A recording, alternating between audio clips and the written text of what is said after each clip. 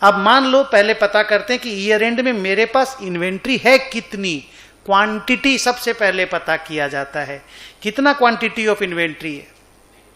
देखो और बोलो इस एग्जांपल में 100 units I bought, 80 units I sold, तो I am left with 20 units of inventory.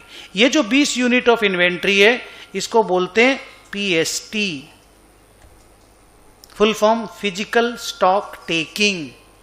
क्या बोलते हैं? Physical stock taking.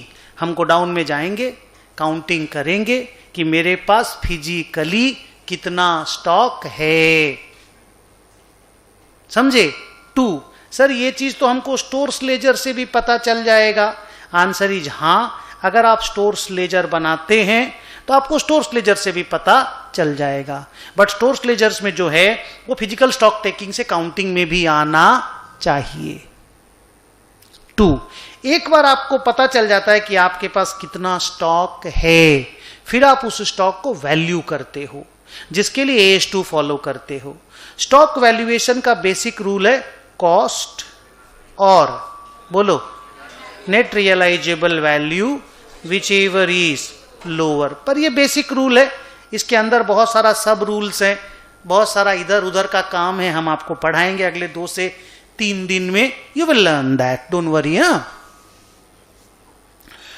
तो मान लो 20 यूनिट का इन्वेंट्री है, कॉस्ट इसका ऑब्वियसली 10 रुपया है। देखो बोर्ड पे, आप ये सब समझ में आता है ना बेटा?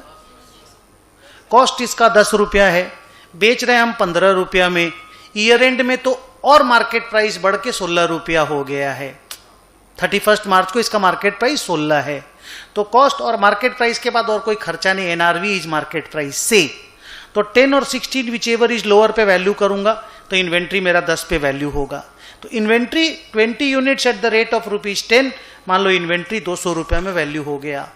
वैल्यू होने के बाद ये इन्वेंट्री बुक्स में इनकॉर्पोरेट किया जाता है। क्या किया जाता है? बुक्स में एज एन असेट लाया जाता है। उसको लाने का 2 तरीका है। लाने का तरीका नंबर 1,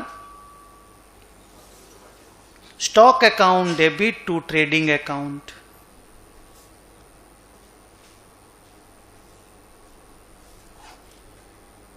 क्या बोला? Stock account debit to trading account. तरीका number 2, stock account debit to purchase account.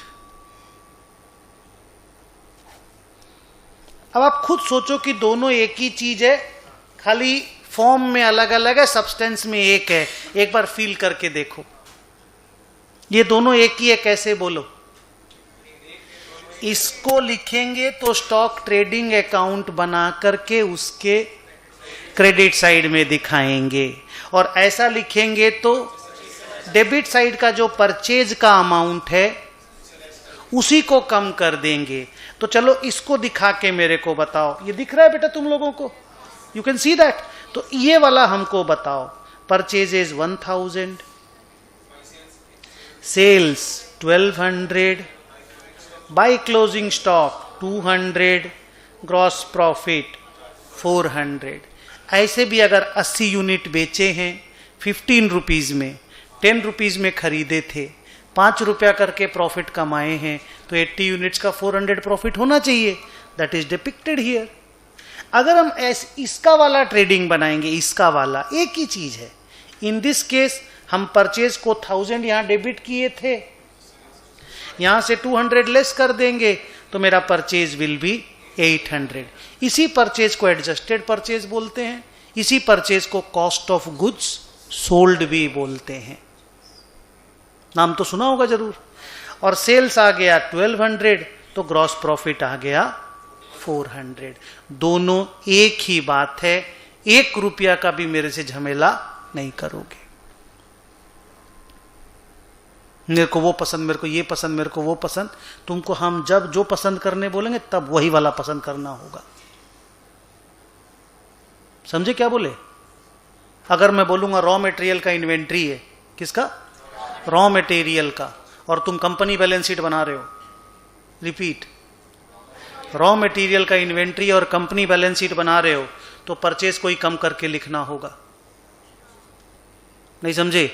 और क्लोजिंग स्टॉक का इन्वेंट्री है फिनिश गुड्स वाला, या WIP वाला, तो ऐसे करके लिखना होगा। तो आपको दोनों ही सीखना होगा, आपके पास चॉइस नहीं है। ओके।